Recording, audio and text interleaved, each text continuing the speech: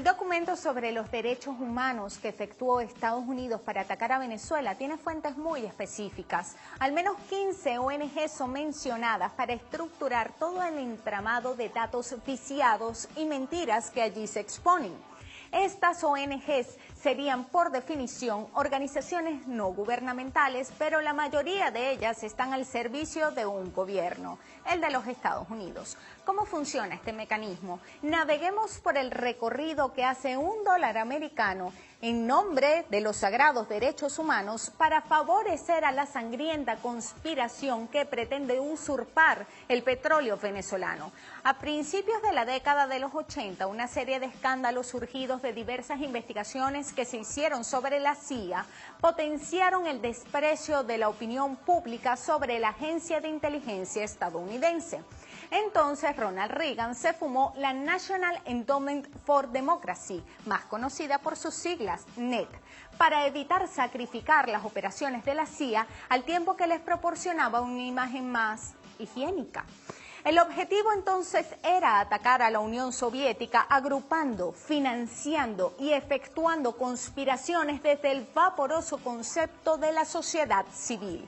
Los miembros del Congreso de los Estados Unidos votaron para crear a la NED el 22 de noviembre de 1983, pero ellos no sabían que aquella estructura ya existía de modo clandestino desde el 14 de enero, tal como se evidenció por un documento desclasificado 20 años más tarde. Según se desprende de ese documento, la NED organiza la diplomacia pública, ambigüedad que permite efectuar cualquier acción que desde el gobierno pudiera ser interpretada como indecorosa por el Estado agredido.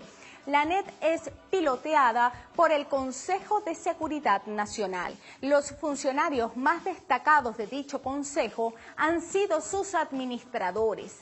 Tras la desintegración de la Unión Soviética, la NED adquirió mayor vigor y esto también respondió a un tema filosófico relativo a la concepción del Estado neoliberal que promovía en tiempo pasado en Venezuela, pero presente en muchos países, que promovía la entrega del papel del Estado a contratistas privadas. Así, las llamadas asociaciones civiles o ONGs iban adueñándose de la cosa pública. Una ilustración clara de este mecanismo en Venezuela lo refleja la conformación de Primero Justicia. El 24 de julio de 1998, la Fundación Interamericana, una de las mutaciones asépticas de la CIA, y PDVSA, representada por su apoderada Antonieta Mendoza de López, madre de Leopoldo, suscribieron un memorándum de entendimiento en el que se financiaba a la Asociación Civil Primero Justicia. La donación fue provista para el programa fachada titulado Educando para la Justicia. El negocio del aporte de PDVSA era redondo. Todo aquel que resultara beneficiario de una donación de la estatal de petróleos recibía una tajada duplicada por los yanquis de la Fundación Interamericana. Entonces, Primero Justicia, desde sus orígenes, ha sido un proyecto político de los gringos. Pero continuemos con la NED. Su estatuto fundacional la define como una asociación no lucrativa. No obstante, su financiamiento es aprobado por el Congreso y figura en el capítulo del presupuesto del Departamento de Estado designado para la Agencia para el Desarrollo Internacional, conocida como USAID.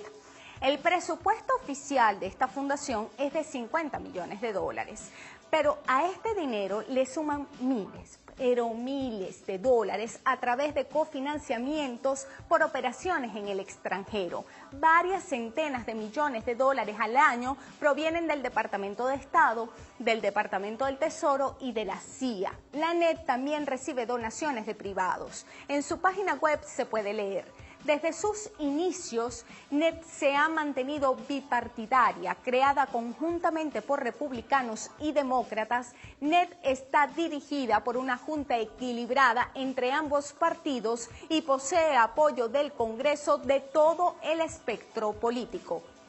¿Cómo fluyen los dólares? El dinero aprobado por el Congreso lo entrega el Departamento de Estado a la USAID y esta lo deja fluir a la NET, que a su vez lo distribuye entre sus institutos satélites, los que mencionamos a continuación. En primer lugar está el Centro Americano para la Solidaridad de los Trabajadores. En segundo lugar, el Centro para la Empresa Privada Internacional. Thierry Meyssan recuerda: uno de los logros de este centro es la conformación de la ONG Transparencia Internacional, fundada por un oficial de la inteligencia militar estadounidense, Michael Hirschman. En el 2008, esta pseudo-ONG denunciaba por corrupción a PDVSA basándose en información falsificada. La Verdad obligó a la ONG a reconsiderar su informe. Por cierto, entre los aliados del CIPE está Pedro Carmona el Breve. En tercer lugar está el Instituto Republicano Internacional, presidido por el senador John McCain, al que varias veces nos hemos referido en nuestro programa por sus vínculos con el Estado Islámico y la derecha venezolana. En cuarto lugar, el Instituto Nacional Democrático para los Asuntos Internacionales. La NET se constituyó en una especie de transnacional con sucursales en el mundo. A través de todo este entramado de élite, ellos van drenando los dólares a las llamadas ONGs. Estas organizaciones terminan siendo brazos locales de las embajadas yanquis. A partir de allí se inventan donaciones, fondos, premios y todas esas ridiculeces para financiar los movimientos de desestabilización de países democráticos. Ahora, veamos cómo es el presupuesto público que la NET destinó para la conspiración en Venezuela en el año 2014. Allí encontramos cómo pagaron a las fuentes que sirven de marco a los Estados Unidos para atacar a Venezuela. Ellos dedicaron $40.389 para aumentar la visibilidad de la Asamblea Nacional y abogar por iniciativas legislativas. $400.000 para, cito, apoyar a los miembros de la Asamblea Nacional a participar en la elaboración de políticas en temas de importancia para los ciudadanos y para el cumplimiento de sus funciones legislativas. Los gringos le pagan un sueldo a los diputados de oposición en Venezuela, eso es grave. $178.536 adicionales para el análisis de la situación legislativa y económica, es decir, para la preparación para la guerra electoral y la económica. $54.000 para Ledesma, o lo que ellos llaman mejorar la gestión de la Alcaldía Metropolitana de Caracas, la única alcaldía que es mencionada como una beneficiaria directa. $217.190 distribuidos en varias partidas para financiar a los dirigentes opositores que fueron electos alcaldes y gobernadores. A pesar de que ellos utilizan los dólares de los contribuyentes estadounidenses para conspirar contra Venezuela, se gastan $29.990 en, cito, completar una investigación sobre el estado de la corrupción en el gobierno de Venezuela y publicar sus resultados. Claro, porque si no son públicos, el gobierno gringo después no lo puede citar en su informe de derechos humanos.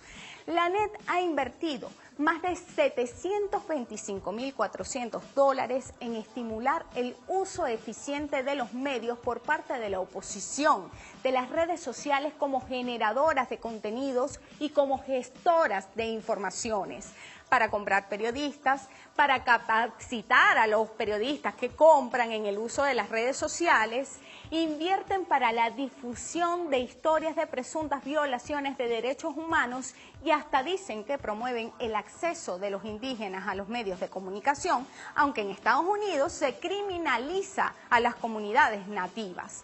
También cancelan por la publicación de informes de conflictividad en el país que sirven posteriormente para la elaboración del famoso documento de los derechos humanos. Es decir, el trabajo de las ONGs nada tiene que ver con la defensa de los derechos humanos, sino que más bien es parte de un contrato con el gobierno de los Estados Unidos. Por otra parte, divulgan el pago de $164.100 repartidos en varias partidas que fueron destinados a la promoción de lo que ellos llaman liderazgo juvenil, porque es muy chimbo decir que se gastaron eso en guarimberos. se gastaron $28.000 para documentar cómo el régimen venezolano emplea mal el lenguaje de la democracia, monto dirigido a periodistas y lo que ellos llaman estudiantes. $65.000 para captar a trabajadores del sector informal, serán los bachaqueros. $58.000 para captar a trabajadores que reclamen sobre supuestas violaciones a derechos laborales en Venezuela. Deberían invertir más bien esos reales en las luchas reivindicativas de los trabajadores de McDonald's, por ejemplo. $58.000 para una organización que vigila presuntas violaciones a periodistas a nivel nacional e internacional. En el informe de Derechos Humanos de Estados Unidos, este papel lo cumplió el Instituto de Prensa y Sociedad, que por cierto recientemente pidió a Venezuela ante la ONU que elimine de su legislación los delitos de difamación e injuria. $37.000 para redactar informes que ataquen a Venezuela sobre la situación penitenciaria. La ONG que sirve de sustento al informe de los Estados Unidos sobre este particular es el Observatorio Venezolano de Prisiones. $47.700 para artistas, $40.000 para la contrarrevolución de Anzoátegui, $72.300 para acusar a Venezuela de supuestamente violar derechos humanos y piden una investigación especial sobre las ejecuciones extrajudiciales. Contrastamos esta información con el documento publicado por el Departamento de Estado. Allí atacan a nuestro país con datos provistos por la ONG Comité de Familiares de las Víctimas y Provea. La ANED destinó $125.000 para atacar al sistema electoral venezolano y $50.000 más para dar un bono a ciudadanos en nombre de la justicia y los servicios públicos. Si sumamos todas estas partidas descritas por la ANED en su propia página web, a través de ellos se canalizaron $2.381.824 por la vía cara y tabla. Este es el libro que mañana en la Feria del Libro a las 7 de la noche Eva Gollinger y Jean-Guy Allard van a presentar para el consumo, disfrute e información de toda la población.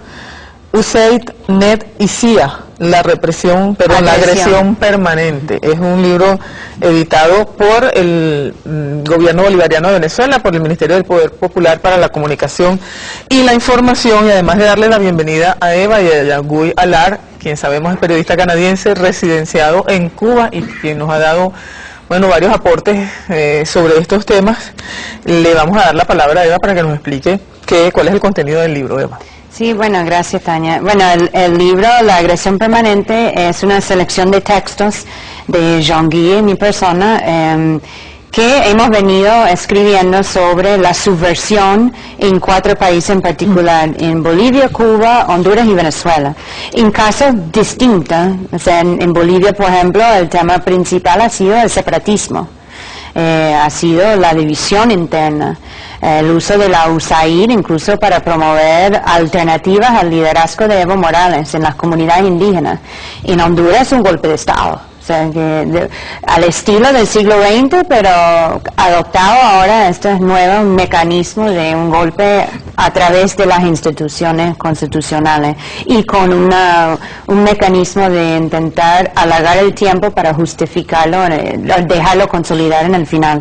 En Cuba han sufrido, de todas las diferentes tácticas y estrategias de injerencia y subversión en los últimos 50 años, pero claro, a través de las diferentes agencias, lo que es la USAID, que es el brazo financiero del Departamento de Estado, la NED, el Fondo Nacional para la Democracia, que es del Congreso de Estados Unidos, y la CIA, obviamente, la agencia de inteligencia de Estados Unidos, que ellos utilizan sus diferentes fachadas, incluyendo agencias como Reporteros Sin Fronteras, que Jean-Guy investiga mucho y reporta mucho sobre ello, tanto como ese comunidad miamera de los gusanos, de los autoexiliados cubanos que han permanecido en Miami con una agresión constante contra la revolución.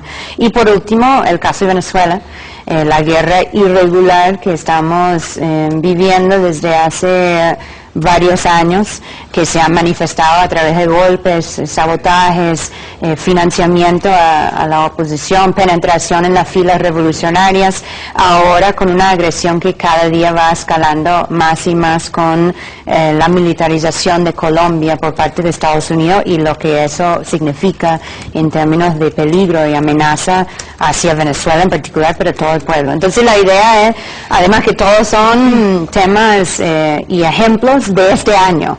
Entonces la idea es mostrar que es una agresión permanente, una constancia, una manifestación en todos los países de la región, pero en estos cuatro, que los cuatro son países del ALBA, son países que tienen procesos, si no muy consolidados, avanzando. Bueno, Honduras, que fue impedido, que fue parado, ojalá que sea por un tiempo breve, y bueno, mostrar eso y más que todo traer también el tema de la subversión de nuevo, de las agencias, las fachadas que utilizan para penetrar en la sociedad civil, porque la base militar, por ejemplo, de Colombia, que son una amenaza tan grave y peligrosa y real, representan como la ala visible de la agresión, mientras que la subversión es lo invisible, es la invasión silenciosa, pero es igual de peligrosa. Mira, se está realizando aquí en Caracas una reunión de partidos políticos de izquierda. Los temas que están tratando tienen que ver con las investigaciones que ustedes han realizado.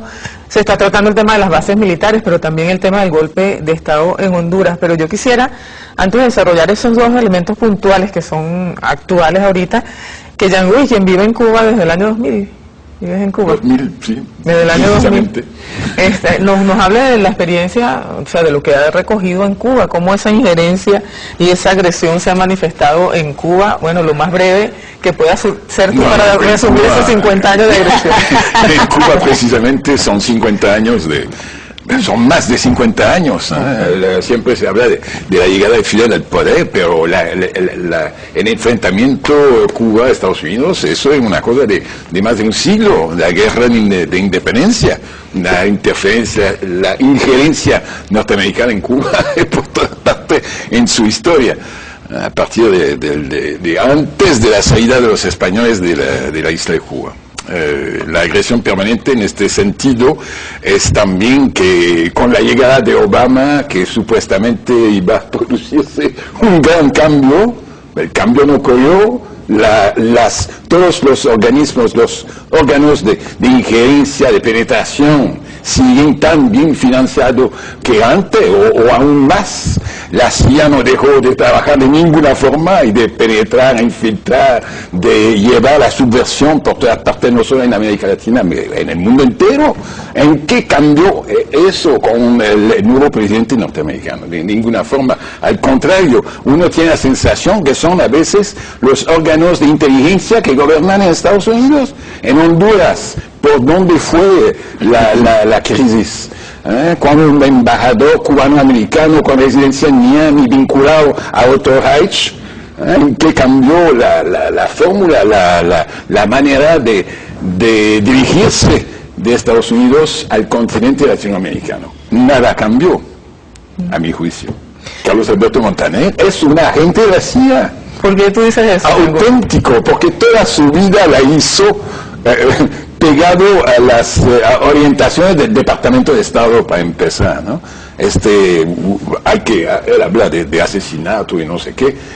Carlos Alberto Montaner fue arrestado en el 60 en La Habana con bombas en su casa. En la época que hay bombas que explotaban en cines en La Habana, en tiendas, que hubo muertos, atentados, no se puede decir que combatía el comunismo o lo que sea, era en el 60, ni existía, ni se usaba la palabra socialismo en aquel momento en La Habana. Luis Posada Caídas los confundí.